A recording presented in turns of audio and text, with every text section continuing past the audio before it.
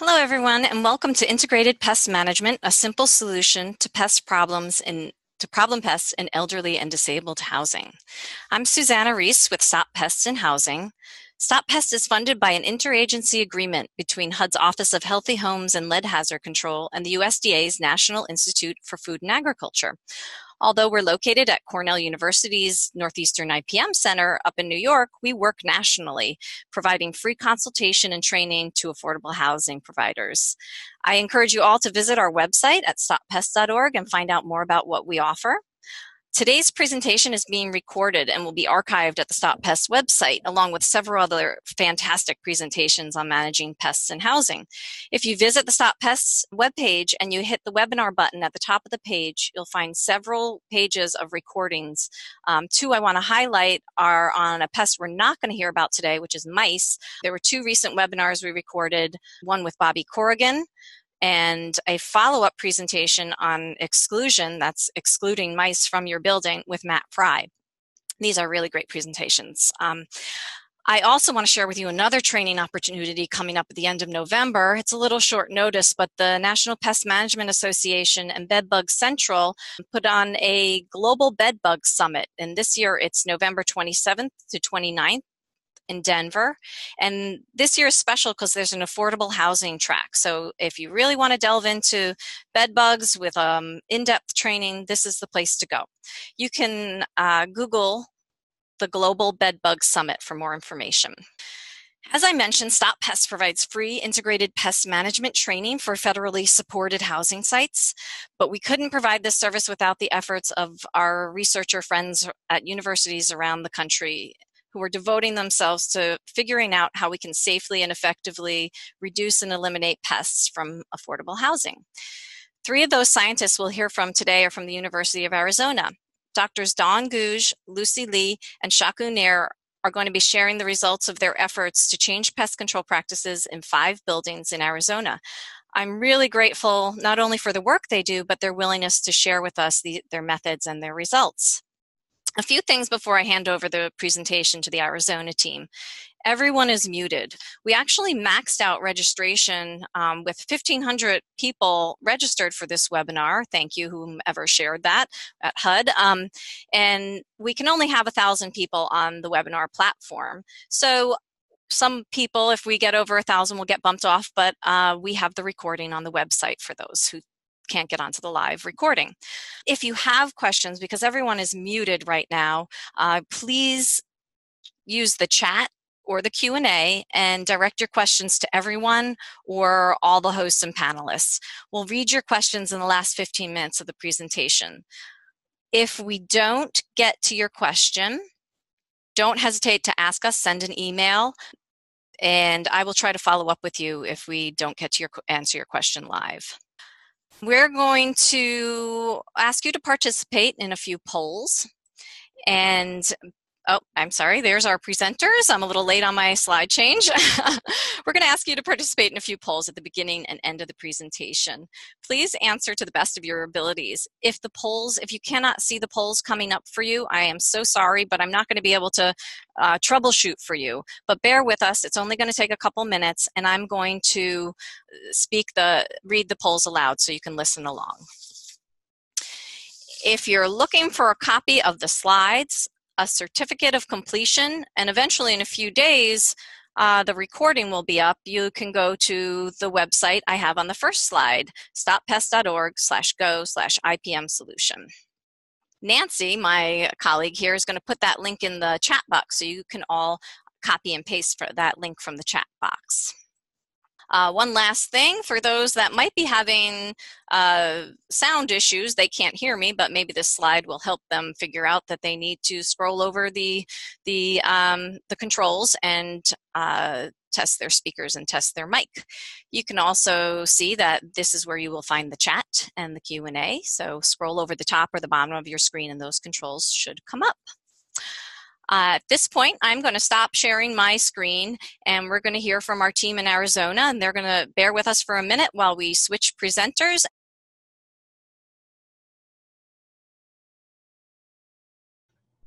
Hello, this is Dawn Gouge. I'm a public health pestologist and I work on pests that bite, sting, and spread disease-causing pathogens and allergens.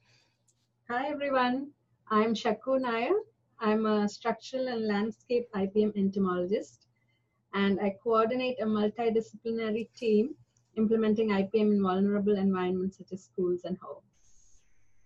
Hi everyone, this is Shujuan Li. Please call me Lucy. I'm a public health entomologist, and I work on blood-feeding insects. And we would like to thank USDA NIFA, Applied Research and Development Program, and Extension Implementation Program for funding this project.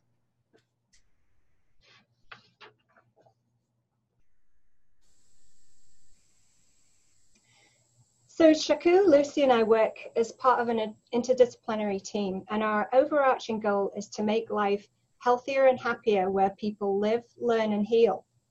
And we have active integrated pest management programs in homes, schools, and medical facilities at this time. So just to recap very briefly about integrated pest management for anybody who isn't unfamiliar with that term, it's also referred to as IPM for short. And as far as we're concerned in housing, it's an ecological approach to pest management that uses multiple tactics to manage pests in a sustainable way while minimizing risks, mostly importantly to humans. Two pests that link all of these three environments that we have programs running in are bedbugs and German cockroaches. And dealing with pests can be stressful for the people experiencing them and those who are also trying to manage them. And when you're working to control pests with finite resources, which probably everybody on this call will relate to, it can be extremely challenging. When it comes to pests that make a meal out of us, like bedbugs, for instance, the problem becomes extremely personal, often very embarrassing, and often takes a significant emotional toll, not only on the residents that are affected, but also the people who are managing bedbugs. And the people living with the pests and managing facilities are inundated with adverts and messaging about how to kill them. I think we hear this all of the time in numerous different ways. But unfortunately, we don't always get the best advice. So as a university IPM team, we can take the most recent scientific findings and craft a management strategy that's specific for any particular situation. And this, that you can have a look right now, which the picture on the screen is where our story starts. We worked in 5 rental assistance sites, 2 of which were struggling to control pests. What you see here is a corridor shot inside one of the multi-story housing sites involved in this project. And although the apartments were really nice size to live in as far as the residents are concerned, you can see how shared corridors, walls, ceilings, floors connect all those living spaces. And although we can't pass through those barriers, pests can and do with great ease. So to tell you a little bit more about our particular sites and the residents that live there, the sites were all located in inner city areas in Arizona. The residents were 62 years of age or older seniors and or disabled. The sites are independent living sites and each had an on-site manager, and most of them had on-site social workers as well. Sites 1, 2, and 4 are conventional elderly public housing sites. Sites 3 and 5 are publicly owned Section 8 new construction, which is a different category of Section 8 than the voucher-based private Section 8. In this instance, the city was the actual private owner for those sites. The residents paid 30% of adjusted annual income, or 10% of their gross, whichever was greatest. All of the buildings involved in this study were more than 50 years old. And although we planned to visit all 5 sites, the very first question we asked was, which are the worst affected sites? Send us there first. And one of the sites I had already worked in before, more than 10 years earlier. So I was very interested, if a little nervous, to see how that was going on. The sites are numerically labeled 1 through 5, and that is the order in which we visited these locations. So the anticipation was that site number 1 would be the worst afflicted. I want to say that we had very dedicated staff and upper management support from the housing groups. It was absolutely invaluable. The people involved deeply cared, and they invested hugely of themselves and on behalf of their agency. Sometimes they vacuumed and did laundry right alongside us, and we'll talk a little bit more about that later. Our group takes an ecological approach to managing pests in all the environments we work in, and we almost always start by conducting an initial, really detailed inspection of each site and an in-depth analysis of the current pest management practices, so we get a really good idea of what's happening where and to some extent why. So the problems we discovered were pretty typical. German cockroach and bedbug infestations, poor pest management contract execution, so the actual contract wasn't being followed terribly accurately. The contract itself was a limited low-bid pest management contract and had very, very few specifics, which didn't help either. We did manage to, well, we were very aware of hazardous pesticide use patterns by the residents fairly early on in the process. And the housing staff, some of whom were fairly reluctant to enter infested homes, particularly when it came to bedbug infestations. All very understandable, but we did manage to work fairly closely with them and get everybody a good deal more comfortable by the end of the process. There were a few sites that had mice and pigeon problems also. As well as implementing improvements in pest control, we wanted to see if pest incidence was related to income level, sanitation standards, clutter level, smoking, pet ownership, physical disabilities, over-the-counter pesticide use, or gender identity. We found that none of these factors affected pest presence, most likely because of the permeability of the buildings to pests. Pests can move around very easily. Although population densities of the pests were clearly related to sanitation standards in the case of German cockroaches. We visited 612 apartments in total. Each building had between 110 and 150 units. So they weren't huge buildings, but they were significant enough size. When we showed up and declared that we're here to get rid of cockroaches and bedbugs, I have to say we were met with some skepticism, but generally people were cooperative right from the beginning and extremely welcoming. But we got the distinct impression that neither the residents nor some of the staff really expected that the pest incidents would decline. I'm a firm believer in fighting winnable battles whenever possible.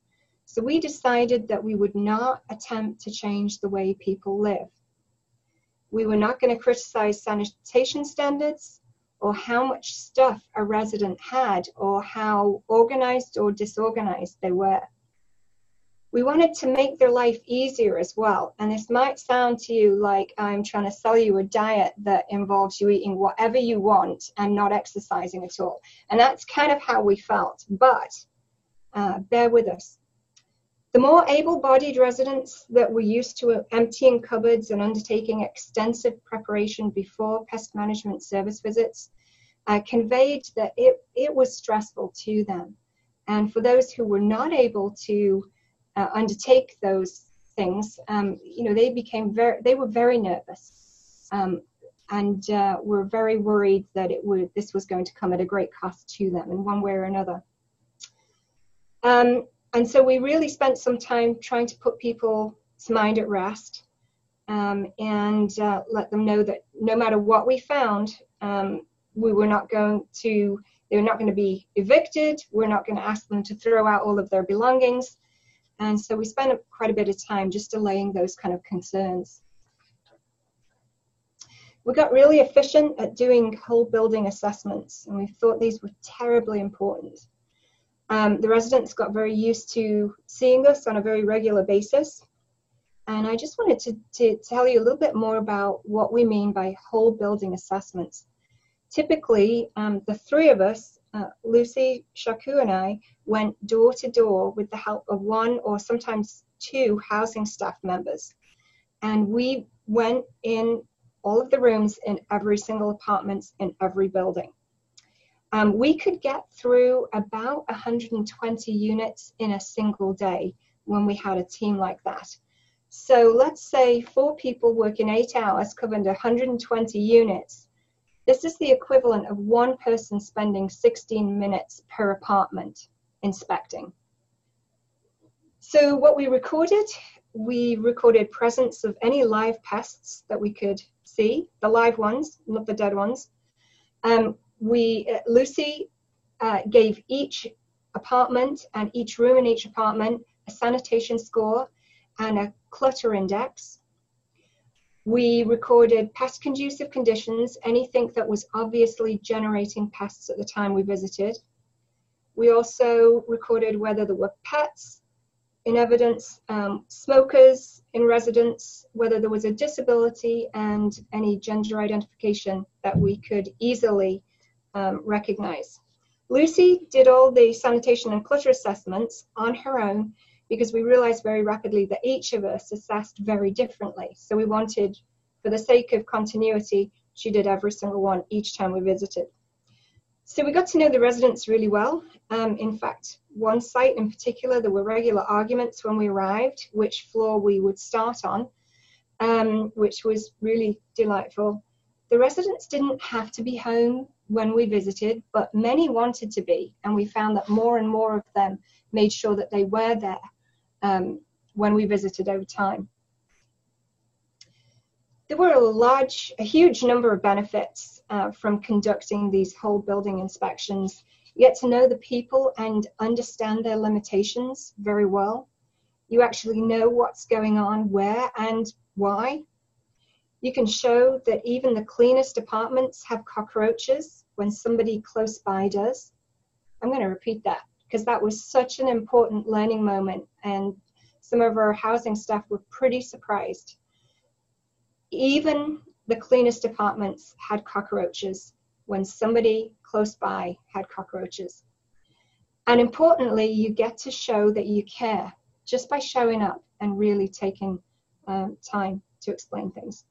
We also got to see how the maintenance and management staff interacted with residents. With very, very few exceptions, the housing staff were well liked and highly respected. German cockroaches were the most prevalent pest, but infestation levels varied greatly between buildings. The very initial inspections showed that one site had only 1.7% of the units infested, while another site had 100% of the units infested. Lots of food and harborage opportunities were available in homes, which is pretty typical. Sometimes this is by design, as like the resident laying out dog treats on his bed. Sometimes resident just didn't clean up terribly well, and sometimes food resources were accidentally left available, like in the case of a resident who was taken very suddenly into hospital, leaving a chicken carcass in the kitchen trash can. And this later resulted in pretty high numbers of flies, and I'm sure that the cockroaches had a pretty good party for a few days there.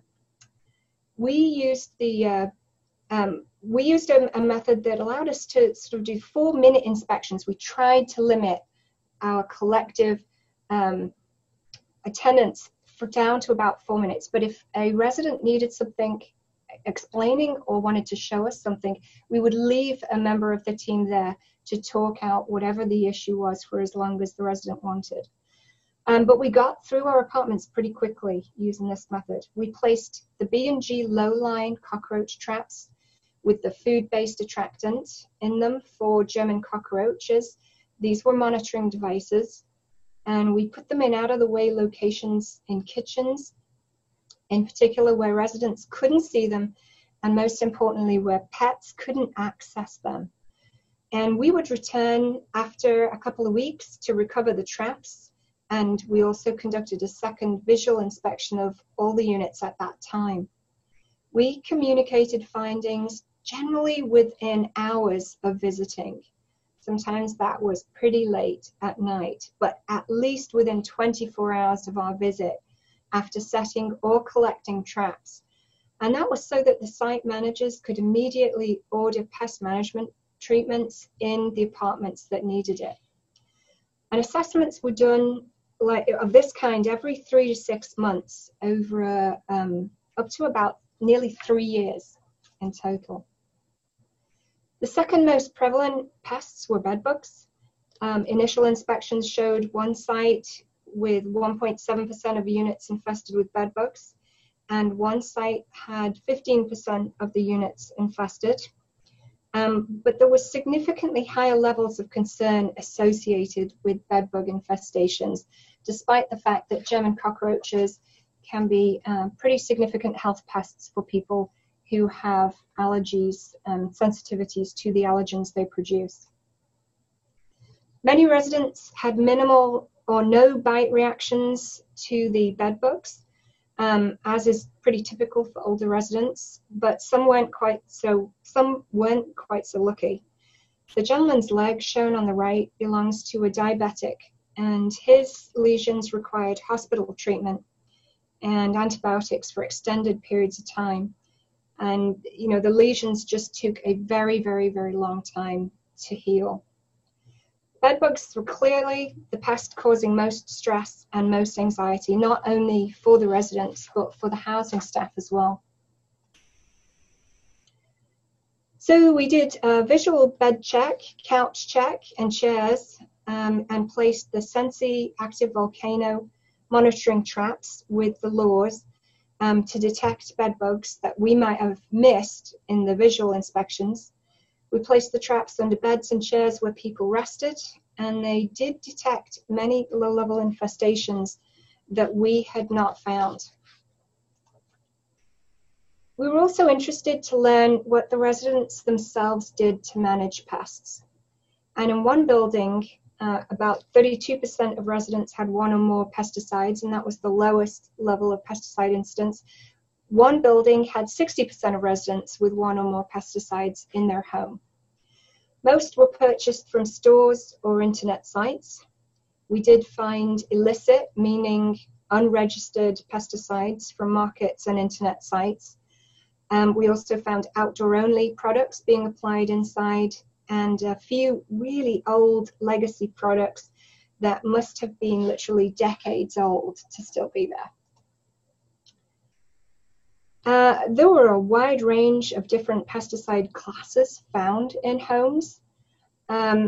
Lots of battery-operated trigger sprays, aerosols, powders, and bait station products. Those were kind of the most popular product form types. In talking with residents, we were able to document numerous cases of off-label and excessive use of pesticides. No use of personal protective equipment like gloves, which would have been recommended.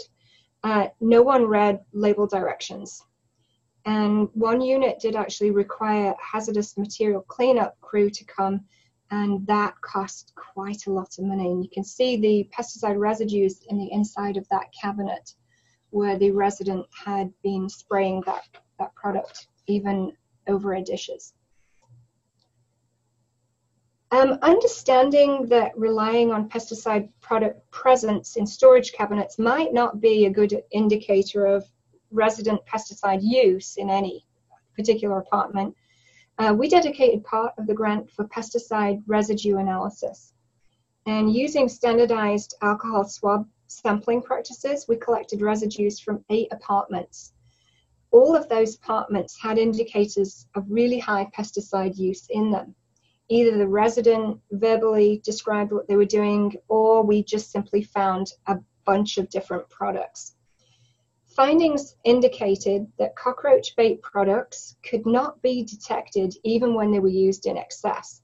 And this was a fipronil-based bait product. We just didn't, despite the fact there was lots of stations present, we did not find any residues. Volatile vapor products like the no pest strips were detected even when the product didn't appear to be in the immediate vicinity. Not all the white dust piles that we found were diatomaceous earth. Sometimes it turned out that it was delta dust, which contained deltamethrin. And finally, the presence of lots of pesticide products doesn't mean pesticide use. There was one apartment in particular that had lots of high volume containers, but absolutely no pesticide residues that were detectable from the kitchen floor whatsoever. We noted that residents really preferred scented aerosols and high volume containers and battery powered easy pull products in particular.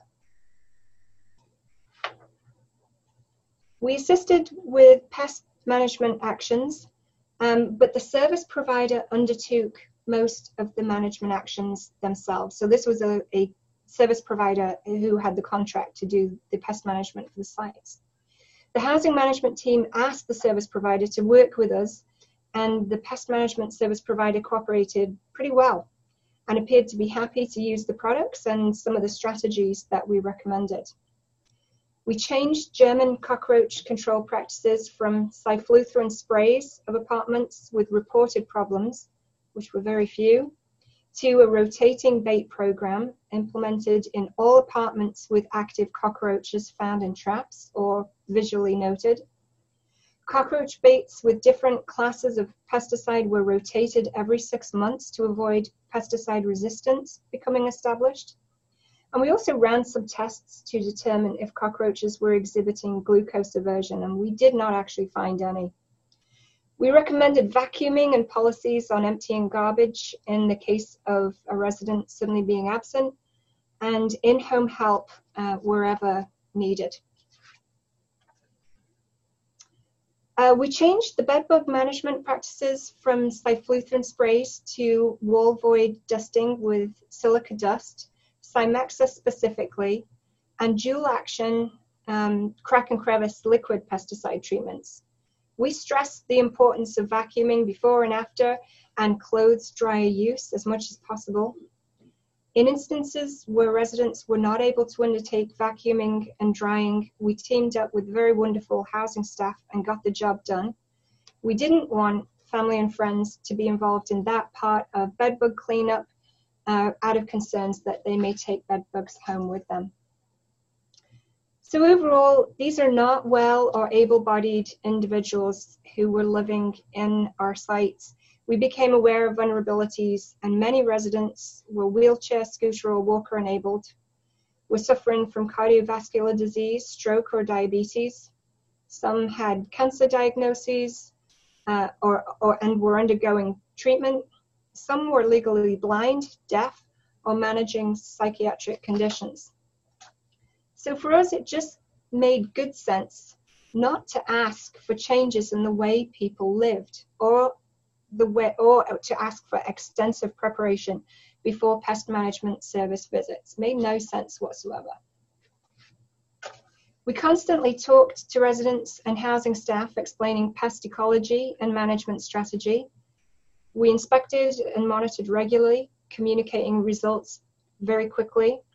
We baited for cockroaches, as I've described. We encouraged good waste management practices, discouraged dumpster diving, and had heavy infested items for disposal treated, wrapped, and handled by staff, so the residents didn't drag infested items down corridors in order to get them outside.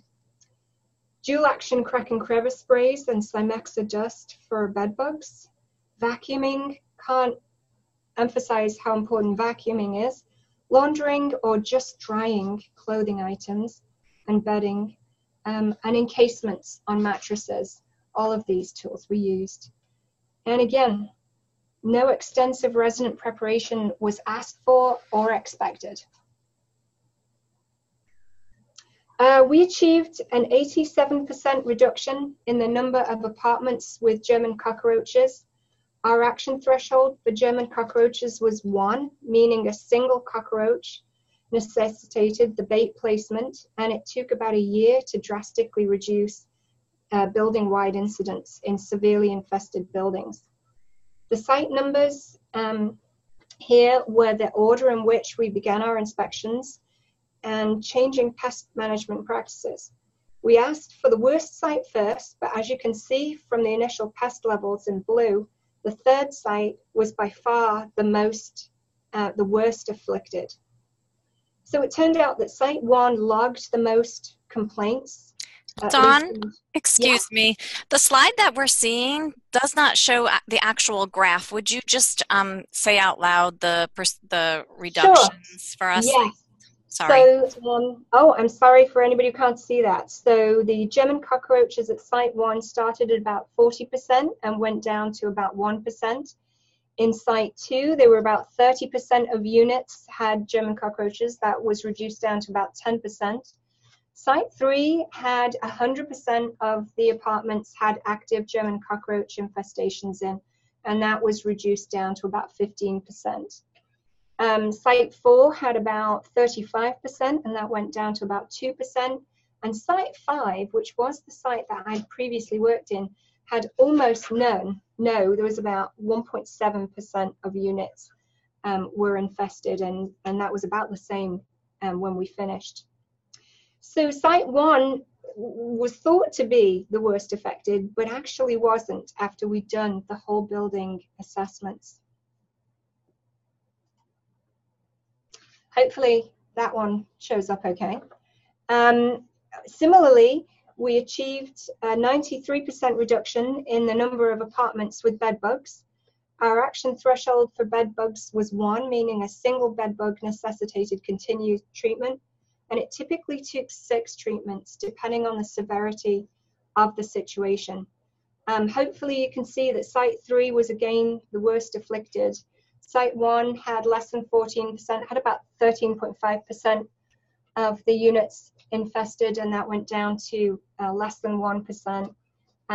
Site 2 had about 3%, and that we got rid of bedbugs completely. Site 3 had about 15%, and that was reduced down to about 2%. Site 4 had about 3%, and that was reduced down to less than 1%. And site 5 had 1.7% infested with bedbugs, and those were zeroed out by the time we finished. So we'll make sure that whatever version of the PowerPoint is online, that all of those graphs are shown for you. Hopefully you can see this. We did not ask for anyone to change the way they lived, so we didn't expect to see changes in sanitation or clutter levels. Here, the lower the score, that means the higher the sanitation standard and the lower the clutter level. So the less clutter was apparent. We found consistent improvements, even though we didn't ask for it, in all sites. We even found improvements in site 6, the building that had hardly any pests in it to begin with. And, you know, I'm not sure we really know why that was. We put it down to the fact that we visited and inspected regularly. So it turns out that if you remove pests from a person's home, they perhaps subconsciously, I don't know, begin to improve their own management of the home. And when you think about how our homes really are reflections of our physical and emotional self, maybe we shouldn't have been quite so surprised that those improvements were evident. We did deliver some resident outreach. It was a ton of fun. We loved it, mostly focused on bedbugs and just basic education objectives, and the residents really enjoyed the activities. We played games, one particular bedbug game in particular. We had prizes for people who participated. We always served some food of some kind, either breakfast or lunch. And the prizes were useful things like dish soap and Ziploc bags and trash can liners and tissues, things like that. One important point to note is that we cannot say why Site 5 was so very different.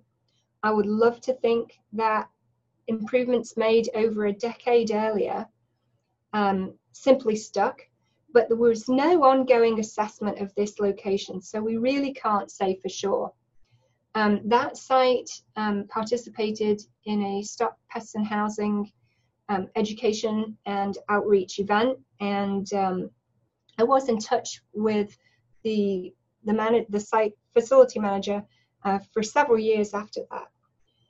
What is clear, though, is that this site that had just very different levels of pests, whatever was happening there didn't automatically happen in the other locations. So that was a bit of a shame, but that's just what we found. Despite the fact that all of these different locations were managed under the same infrastructure. We've made a long-term commitment to all 5 locations that, irrespective of grant funds, we will always respond to calls for technical assistance always, and we'll provide whole building assessments periodically to monitor changes over time. Both residents and housing staff indicated improved satisfaction. What you should see, I'm not sure, it's even looking strange on my screen today for some reason, is that satisfaction drastically improved. Number 1 is a very sad, unhappy face, and improvements were made up to very happy, smiling faces. This project started with tears and ended with smiles, and was personally one of the most fulfilling adventures of my professional life. So to summarize, only low-level bedbugs were still persisting in very few units, and that's less than 20 live bugs. Only very few units had German cockroaches in low levels as well, less than 20 live bugs. And living conditions improved enormously. Residents were certainly happier, and I dare say healthier too, and the staff were also happier. And residents were delightful throughout. They really were. These low-income citizens were some of the most generous people I've ever interacted with. The pest reductions were only achieved after years of effort, and that was really punishing, not only for them, but for the staff involved. The staff worked really, really hard, and they would get demoralized at times when we would find new infestations. And what we really need are methods and practices that work much faster than those that were used here. Residents are likely to change their living habits only in minor ways. We did not, and we were not trying to reduce costs. Initial cost analysis showed that the pest management costs were less than $1 per month per unit at these locations. And some calculations that we did, measuring how much time was being invested by certain, not all, but certain pest management service visits. If you have a contractor who's spending less than 2 minutes per unit, you have to wonder what can be done in less than 2 minutes. Preparation list madness and insufficient prep walk-bys is a recipe for disaster. We received reports of some pest management technicians passing by apartments that had reported problems just by saying insufficient prep. If things weren't emptied out of cabinets, furniture wasn't moved away from walls, those kind of things it was an extensive long list at times. We've also observed high quality pest managers who've taken their time, invested time, execute the treatments highly effectively. They bag, they vacuum, they move stuff. They're worth every penny. Construction and remodeling reveals pest resources you never knew existed. One of our sites was remodeled quite extensively, and as soon as you start busting walls open and things like that, you will get all of a sudden a whole new flush of German cockroaches finding freedom inside our homes. So always be prepared for that. Getting control of infestations really can take months to years using the IPM methods shown today. And we hope that researchers will focus on affordable heat treatments, taking a building-wide approach that might result in much faster and perhaps even cheaper pest management over time. Our advances in knowledge and technology can be used to uphold standards of housing synonymous with civility, compassion, and justice. And management teams deserve the resources and technical guidance to make that happen. Some final thoughts regarding public housing. There are currently more than 3,000 public housing agencies managing more than 1 million public housing units in the US. About 27% are occupied by elderly and non-elderly disabled. Right now, 1 in 9 Americans are 65 years of age or older, but by the year 2020, that statistic will be 1 in 6, putting an enormous burden on rental assistance sites. So we know you can manage pests. Residents are a part of solutions waiting to happen, not the problem. Cost-effective pest management is worth every penny. Appropriate contract specifics are really essential. Contractor oversight and continuous evaluation of practices is also essential. Pests and indoor ecosystems are dynamic in nature. Things change constantly. That's the one thing that's absolutely guaranteed. So we have lots of people to thank who participated directly or indirectly with this study, but of most significance were the more than 680 residents who shared their homes with us, and the incredible housing staff teams who trusted our guidance. Thank you all very much.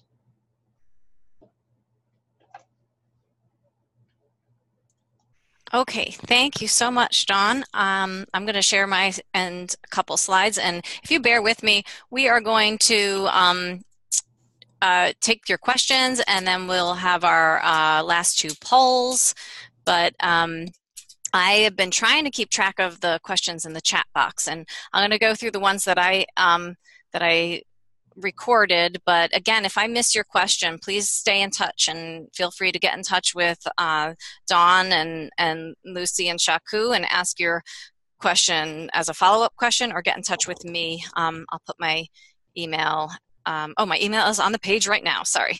So I'll go through some of the questions that I thought were interesting. I want to mention there was a really lively chat about the responsibility, and a couple people had commented publicly and privately, but one of the great comments that I saw in response to whose responsibility it is was everybody has a role to play. So what we're trying to do is not blame the residents, because certainly there are conditions that are out of their hands, especially when we're talking about elderly and disabled residents.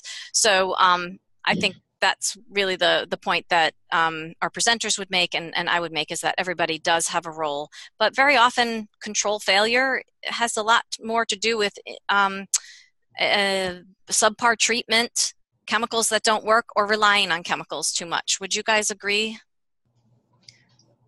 Yes, certainly, Susanna. Okay. So let me go through some of the questions. One of the questions from Tara was, what was your standard for infestation? How do you define infestation? That's a really good question. So our action threshold was 1.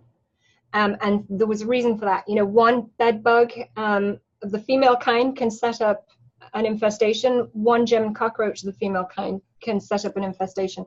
So our action threshold was 1. If we found 1 live bug, then that insect, then that was our action threshold. So that we classed as an infestation.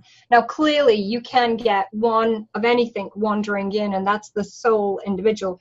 But when it came to taking this building-wide approach and trying to get on top of managing these pests as quickly as we possibly could, that seemed to be the wisest way to manage these pests. Okay, thanks.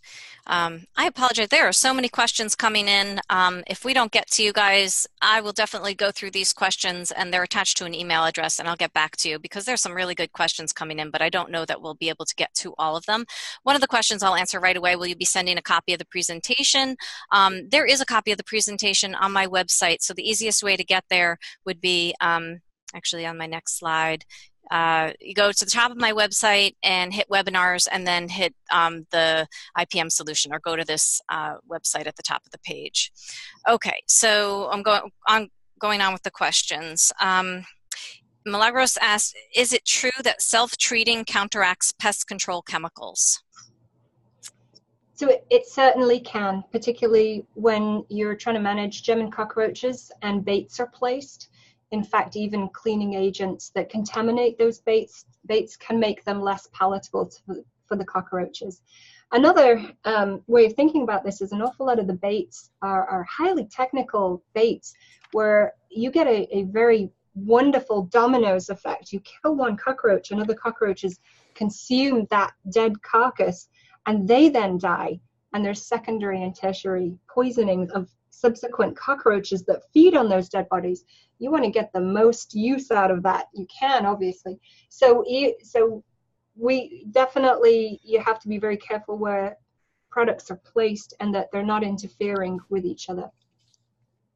There was a good amount of discussion on preparation. What I am interpreting is limited prep or no prep, but that doesn't mean that no washing of clothes happens. So, Dawn, would you explain a little bit further if what you had them, what is essential parts of preparation for bedbug treatment? Sorry. Right, and that really was an individual by individual sort of situation, because there were some able-bodied residents who did managed their apartments extraordinarily well and were laundering just as frequently as more frequently than myself, for example, and their bedding. And then there were some residents who just simply weren't physically capable of doing certain things. And that is where the disabled and elderly housing sites in particular are very specific and have specific needs. So when the residents weren't capable of doing what was necessary, the housing staff and in one instance the pest management professional did that part of the work for them, and us too to some extent. So vacuuming, laundering, those sort of things. Yeah, this is Shakku. I just want to add that we did not request any prep from the residents whatsoever. So when we walked in, we found the apartment as is. We didn't request any prep.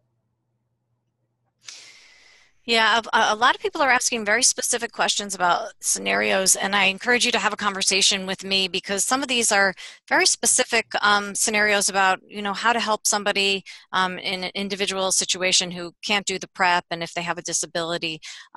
So we have some resources on the website about working with residents, but maybe some of these questions that are very specific to your particular residents, we could have a question about privately. So I'm going to try to keep the questions sort of general, and I'm trying to do the bed bug questions first and then talk a little bit more about cockroaches. And I'll get to, I haven't opened up the Q&A yet, but I recognize that there are questions there too. Laurel asked, did you do any sealing with your treatments? And I think in my experience, we've seen caulking and sealing and exclusion techniques work for every pest, but I'll let you guys discuss. We didn't do that part ourselves, but whenever we noted an area that needed sealing, we made extensive notes, and that was also part of the information that we conveyed to the staff. And very specifically, and having the staff with us when we did the apartment inspections, they could see exactly, and they were constantly making notes and fixing things as we were going around.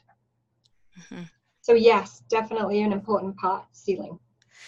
Yes. I worked with one building that they kept finding bed bugs in the bathtub, and that's an unusual place to find for consistently through the entire high rise, and that's kind of an unusual place for bed bugs to be.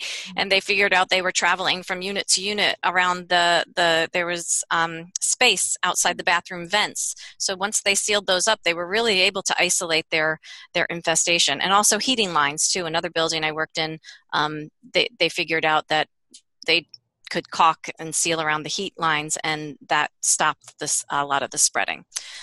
Not just for bed bugs, but cockroaches, and exclusion is also important for rodents. A lot of people asked, how long should bed bugs treatment take? And this is so variable. I tried to give a few a little bit of an idea in the chat box, but maybe you guys could explain a little bit more. How long should a treatment take? A chemical or an IPM treatment versus a heat treatment? Right. So, and I mean, it really depends on the infestation level, in part the kind of facility that you're treating, and lots of different things come into play. So there's really no single answer to that. But I can tell you that quite typically we began with the idea that most bedbug treatments shouldn't take more than 2 or 3 treatments before, if this was a chemical only process, and that was not the case.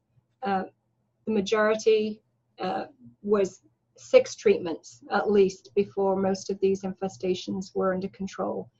And there are several reasons for that, but and that was just using the particular products that we were using in this instance. It's going to vary hugely. Heat treatments, when they're done, ideally, you can get 100% control the first time round, or at least very close to it. Sometimes there's a second treatment, sometimes there's crack and crevice treatments that are used in conjunction with a heat treatment. So that varies, but in my mind, I'm very, very concerned when it comes to unit turnover, and when you have 2 weeks where that unit's going to be vacant, it may be literally impossible to get rid of all the bed bugs unless you use a heat treatment as part of that solution, just because you get such a big reduction in that single instance. And related, I think, is how long should treatments take? And I think that's very related. In my experience, the shorter that technician is in the apartment, probably the more times you're going to see that that technician coming and treating. The longer they spend in a unit doing treatment thoroughly, probably the less treatments it will take to gain control. Do you agree? Undoubtedly. Yeah. Yeah. A couple people have brought up, and there was no specific question, but I think it's worth mentioning the heat boxes and the heat chambers. There's a lot of, and also steam. So some of these non-chemical tools, properties have taken on the responsibility of doing the non-chemical controls, and we've seen some really good success with the Zap Bug heat chamber, which can treat, a recliner, a wheelchair, cribs that we don't want to put chemicals on. We generally don't want to put chemicals on beds, and we want to use encasements or steam. But it's worth doing some research, being able to take some of the non-chemical control amongst your staff. It can save you a lot of money.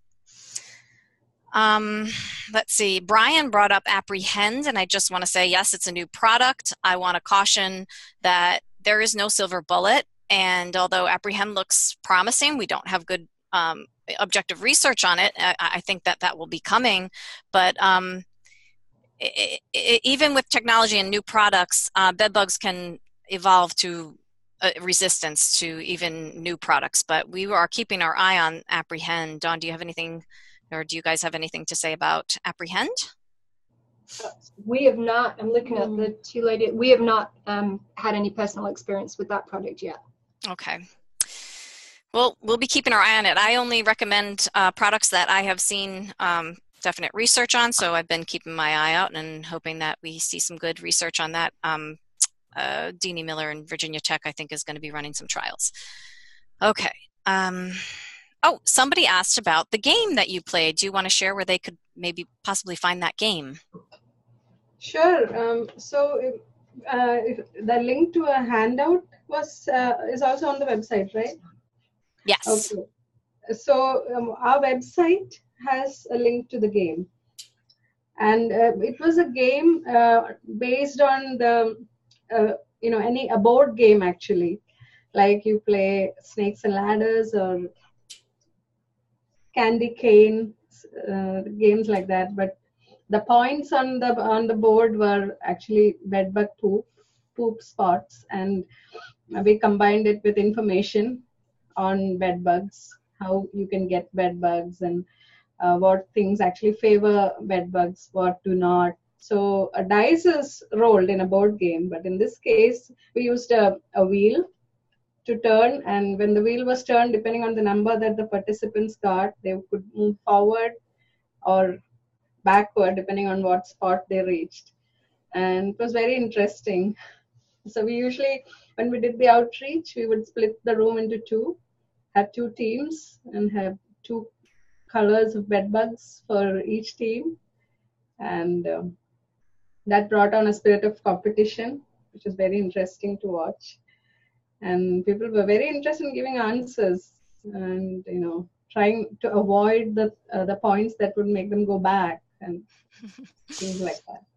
Yeah, I've used that game. It's fun. Yeah. Hi, this is Lucy. We realized, for the public housing, especially for elderly and disabled residents, it's really hard to ask them to sit in like a formal lecture room for 45 to 2 hours to teach bedbugs to them. So that's why we developed this adventure game, and all the residents were really engaged. So far, we had trial on this on all our sites and even more. We even tried that in our working place. Everybody was really engaged, and they really had lots of fun where they are learning lots of facts about bedbugs. Of course, you can tell when by the end of the day after the game they all learned some facts, because there was one lady who told me, who said, "Oh, Lucy, I didn't realize one female bedbugs can cause a whole infestation." I was like, "Yep, that's it." So they learn the basic facts in a very entertaining and fun way, and also easy for them to remember. That's really important for our educators here. We do whatever we can to make it easy to remember and fun to engage residents, and got some results. Yeah. And I just want to say that game is available. It is not linked on the handout because it's a gigantic file. So we have it formatted so that if somebody has a large format printer, they can print it out and it's huge, and then they stick it on a wall and you can play the game. But we have the learning objectives and the questions and the actual game board itself. If anybody would like to use it, we can send them. Yeah. And the posters, the game is about 4 feet by 5 feet. So if you want to, print it out, it's a huge poster size. Yeah. I sent it to FedEx and they printed it for me and laminated it. Okay, great. Yeah, wonderful. You can print it out in any size you want. We printed it out on a poster printer. Yeah. So somebody else has asked about the incidences of housing staff bringing pests home with them, and is there a difference when you offer more assistance to residents who are unable to prep? I just want to plug a previous training that I have on that webinar page, where our friend Diane Lerman did a personal protection presentation. So I recorded it and I put it on the website. There are plenty of things that you can do to protect yourself, and most important, just inspecting yourself after you've spent your day working in buildings and homes with bed bugs and cockroaches. But do you guys want to answer that? Have you ever personally heard of people bringing them home, and have you brought them home? Do you want to allay some fears on that front? Sure. So I want to say that we've never, touch wood, brought any home. I mean, the three of us here, but to our knowledge, I don't believe any of the staff brought them home at one of the sites when the project was going on? Not while the project was going on. So that's a really good question, and thank you for that. Right. So essentially there were a lot of concerns, and there had been individuals who'd found them, staff members who'd found bedbugs on their person, and we've heard of many instances where people knew that they'd taken them home, not necessarily associated with this project, but in general I'm talking now.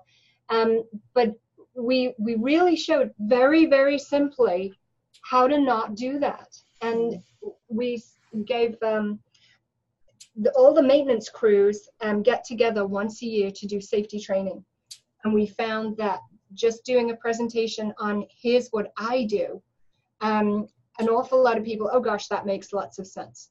So we did have, we are aware that we've heard of people spraying their shoes with pesticides, spraying their pant leg with pesticides, having dermal reactions to pesticides, all in an attempt to try to avoid picking up hitchhiking bedbugs.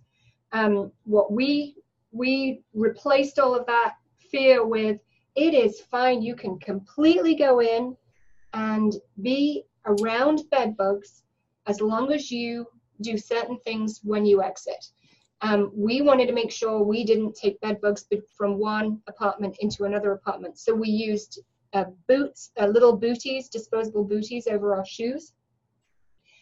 Sometimes residents had their own way of doing things and gave us plastic bags that we would grocery bags over our booties even, and we were happy to do whatever made them feel safe and secure. But I think fairly rapidly the staff realized that there's 3 of us going in and out of these homes completely undeterred, and none of us have taken bedbugs home. So the fact that when you go home, you take your external clothing off, you put it in a plastic bag, you launder it immediately, you dry it immediately, you go up and shower, and you're done. It's that simple. If you're moving in and out of apartments, obviously foot covering and making sure that you're not, lifting up bedding. And if you are using overalls and you're moving furniture, those overalls need to come off and be replaced with fresh overalls before you go into another apartment. Simple things, but very basic. Totally doable. And we also would check, each other out, like on the back where you cannot actually see. We would ask each other to just inspect quickly. Great, thanks. I'm going to let you guys take this one. How effective is organic or green pest control? From James. So one of the most wonderful innovations that involves no toxic substance at all is heat. So whenever you put laundry in a dryer, and make no mistake, it's not the washing machine that kills bed bugs or cockroaches for that matter, but a dryer, anything that goes in a dryer will. So as far as the green industry and various things, there's lots of different things out there. But by far, from my perspective, the one thing that we have seen consistently wonderful results with is heat treatments. And there's nothing toxic about that. Not that it's completely without hazards, of course, and quite often it's used with minimal crack and crevice treatments afterwards. So probably drastically reduces the amount of exposure to any kind of toxicants taking that approach. I'd also like to add that, there's no repellents or anything that deters bed bugs. Like when we would go into certain units, people would tell us that they're using cinnamon or other essential oils, and they would claim that they're reducing bed bugs, but there's really no scientific evidence for that any of that actually repels or deters bed bugs. So unfortunately, like Dawn said, the only thing that's non-toxic is heat. Yeah. So I'm going to try to pull some cockroach questions out of here because cockroaches are really important too. Bedbugs tend to steal the show. Juana asked, I misunderstood her question. I tried to answer how long do treatments take for bedbugs, but she wants to know for cockroaches, how long should treatments take? And That's a really good question, because often we see our technicians going in and out very, very quickly. So what is a good number of minutes that you would say you could get a good cockroach treatment? Again, that's going to vary by apartment and the severity of infestations and whether there's any vacuuming involved. Vacuuming and cleaning. And so if there's vacuuming, you can remove an enormous number of egg cases and cockroaches just by vacuuming. But bait placement can be super quick. And as long as there's sufficient bait being placed in ideal locations, that part of the process can actually be done very, very quickly. And the pest management professionals get super efficient at doing that. Suzanne, sorry. Oh, shoot. Sorry. Jamie. You're still there. Okay. Okay. No, I was just going to add that it really depends on what do you mean by just the treatment. If it's just applying bait or pesticide, it really takes very less time, minimal time really. But all of the other things, vacuuming and cleaning, that is what actually takes a little more. Okay. So, and somebody else asked, what is the difference between baits and sprays? Oh. Well, they're both pesticide products. Baits are actually designed to be attractive to the pest, and the pest will actually feed on it and take in the pesticide and take it back to their aggregation or their colony and pass it on amongst the other members of that aggregation. And that's why it's so effective. Baits reach where normal pesticide sprays cannot, right? Whereas sprays are designed also to kill, but they really target the pests that they come in contact with, right? So is that a good explanation? Mm-hmm. Okay. Yeah. Let's see. One of our participants offered this helpful advice. HUD provides guidance on what the owner and resident responsibilities are regarding bedbug and infestations and IPM. Very helpful to answer some of these questions that have been brought up about whose responsibility certain things are. So HUD does have some guidance on that, and you can find that on our Stop Pests website or on the HUD website. Let's see. Yeah, Nancy's looking at some of the other questions for us. Nancy, if you've got some, would you unmute and read them? Sure. I'll just bounce these around a little bit. Could you help us understand how bedbug infestations get started other than being brought in from an active location? So bedbugs can move within a building simply through walls or along conduits. We find them very frequently walking literally along the corridor, usually up high on the wall between apartments. So they will arrive under their own steam, so to speak. They'll also be moved around on articles, secondhand articles, or just visiting individuals. And that's why we always try to emphasize anybody can get bed bugs, and it's nobody's fault when there's bed bugs. And particularly when you are dealing with populations and communities with limited resources, quite often, the difference between laying on the floor to sleep or laying on a mattress is whether you're willing to take a secondhand mattress. Now, the problem is that secondhand mattress may be coming from an apartment with bed bugs, but certainly there should be no blame associated with that if you ever tried sleeping on the floor.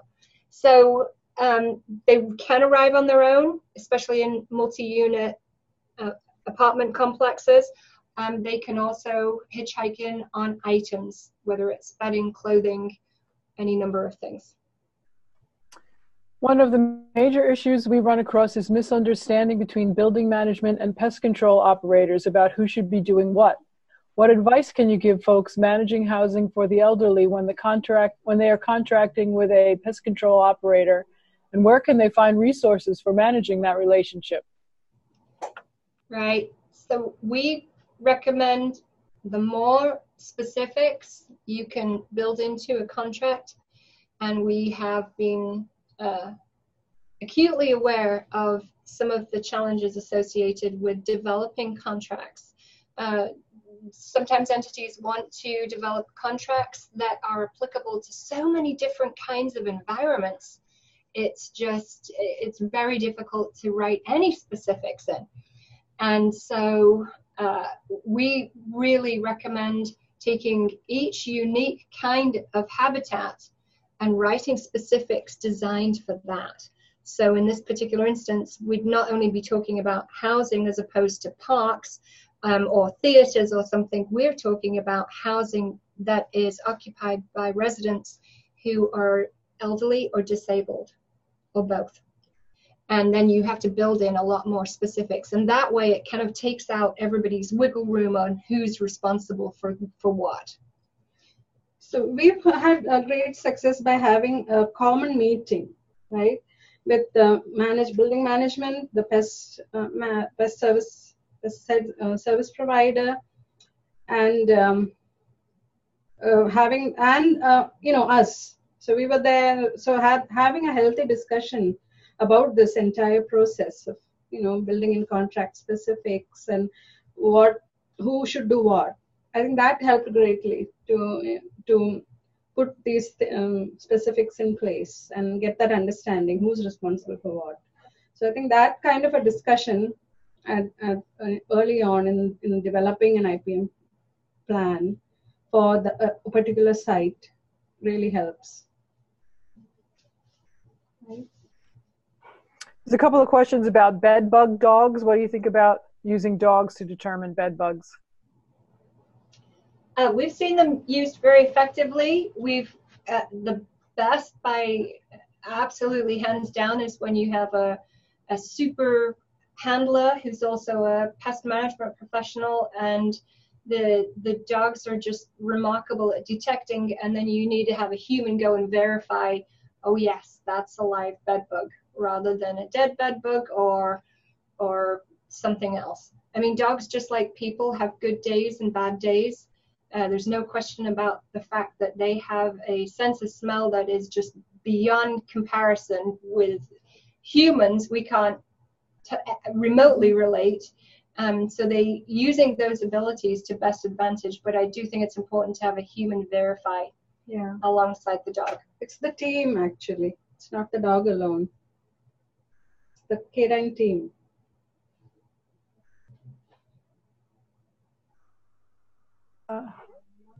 Yeah, you can go ahead. Go ahead. Okay, there's so many questions. Again, if we don't get to you, we will do our best to get in touch with you after the event and get your question answered. Let's see, there was a lot of questions on different products, and I will say that most of the time we're not going to push one product or the other. As working for universities, we try to not promote one product over another, but one of the products that you guys use, you talked about Cemexa, and Ruth Kersey asked about the silica gel products, so that might be worth mentioning if they are effective. And what other, well, two parts. What products do you have any products that you recommend for bed bug treatments? And another person asked, is it true combining different types of sprays and bait treat? Oh, well, this is cockroaches. So I'll leave it at that. For bed bugs, do you have any advice on what products are more effective, and what products were used in this experiment, in this research? I mean, so we did recommend Cemexa specifically, and that's because we ran tests in the lab comparing different forms of silica gel and diatomaceous earth products, and it was just simply the only product that we could get 100% mortality. And this was years ago. We did some of these tests, and in fact, I believe Changlu Wang published a paper and he did a very extensive study and indicated exactly the same result. So that one particular product, just hands down, I haven't seen anything else that compares to it as far as efficacy. Regarding the other treatments, we typically used the dual action bedbug crack and crevice treatments, and that was because related to an entirely different project. We had some of our bedbugs sent for pyrethroid resistance testing, and it was indicated that they had a good degree of resistance to pyrethroids alone. Now, regarding combination products, if you have a pest that's resistant to one particular class of pesticides, just using that pesticide along with lots of other pesticides doesn't make it susceptible to that one that it has resistance to. But if you're not sure about the population, and in most instances we don't know whether they have resistance to any particular class of pesticide, but we have resistance concerns, then using a dual action product just drastically increases your chances that you're going to get good control. Yeah, also based on the history, bedbugs, it's very easy to develop the resistance because there are a few mechanisms they can use. So just remember, when you use pesticides, try not to use one product constantly and rotate your products over, just this time you use A, next time you use product B, maybe next time you use a C, so that you won't use the same products over and over. And also, like Don mentioned, the Cimexa is really good for the wall voids because they're really fine powders. You don't want to use that inside the residence room, and people can breathe that inhale, hazard. So it would be good to put that under the somewhere people won't be reach, wall voids, to avoid the transporter, the inhaler problems, and also to avoid bedbugs run from other place to go to your place. So yeah. There is also just a couple of months ago, Rick Cooper did a really amazing webinar for us, very specifically on bed bugs and his research on actual techniques that he sees working in affordable housing. It's called Turning Failure into Success, and like on the website that I'm showing right now, hit that webinar button and you'll get, it's an excellent presentation on some of the fine points of bed bug treatment and what we should all be considering as part of important parts of treatment. Okay, so is it advisable to treat surrounding units when treating a specific unit? Yes. Yes. Yes, absolutely. Treat or just inspect? I always say inspect, and then if there is an infestation, treat, but just inspect first? Yes.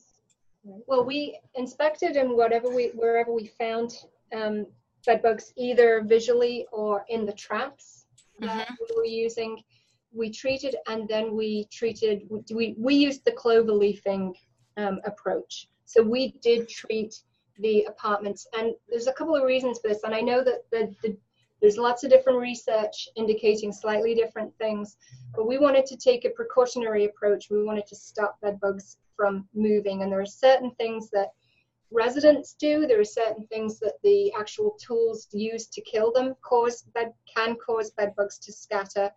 And in buildings where we weren't completely confident we could seal an apartment and prevent the bed bugs from moving, we wanted to make sure that there was not going to be just pushed out into surrounding apartments. So we did treat not only the location, but we inspected out and we treated as far as we could find bed bugs, and including those either side and above and below. Yeah, here I just add a little bit in our case, because all the sites we have, when they did the remodeling of the building, we didn't notice there's no firewalls between each unit. So basically, if there's electrical outlet, pocket there, and that those two units are connected to each other right away. But for some buildings in East Coast or some other parts of the country, they have firewalls or concrete bricks between each unit. So it might be hard for the bed bugs to move from one unit to another unit. So in that case, depends on the situations and the building structure. I think that's another reason we have to consider, to treat bed bugs. Yeah. We also, one other thing, Susanna, on this topic, we did have a number of residents who lived next door to sort of what you describe as the epicenter of infestations on occasions, where they were reporting wandering bed bugs coming through on a pretty regular basis. And yet, whenever we inspected, and even in the traps, we could find absolutely no bed bugs. But there was no doubt in my mind that bed bugs were occasionally wandering through. And we had residents keep them for us and be able to show us that they were occasionally showing up. And there would always be a very reasonable explanation for why they would show up in the room that they showed up at. And so we didn't share residents' information between the residents. We didn't want to say, well, next door, this is going on. But we wanted to make sure that we were responding and taking an approach that would absolutely limit where they were going, and they weren't going to spray anymore. They weren't going to be able to spread any further. Mm-hmm. I throw one out. Yeah. So I have a question that's come up a couple of times. Can you mention the name of the monitors, the bed bug monitors that you recommend? Sensi.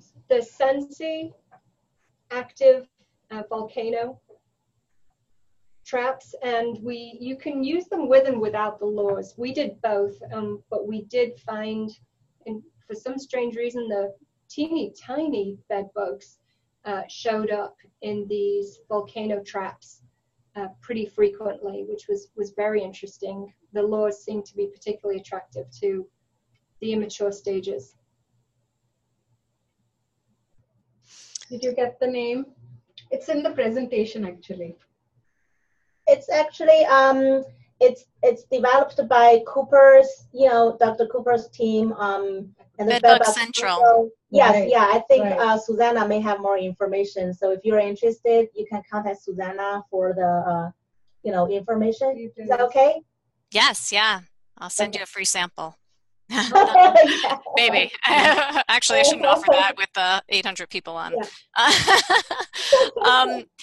We're going to wrap up here. Just a couple quick ones. Well, this one could be answered pretty easily. Are there some seasons that are worse for bed bugs? Well, that's an interesting one, because we're in Arizona. Yeah. It is yeah. 80 degrees outside right now. Mm-hmm. So I know typically you get more bed bugs during the summer, but I am not sure that that's necessarily appropriate everywhere. Yeah.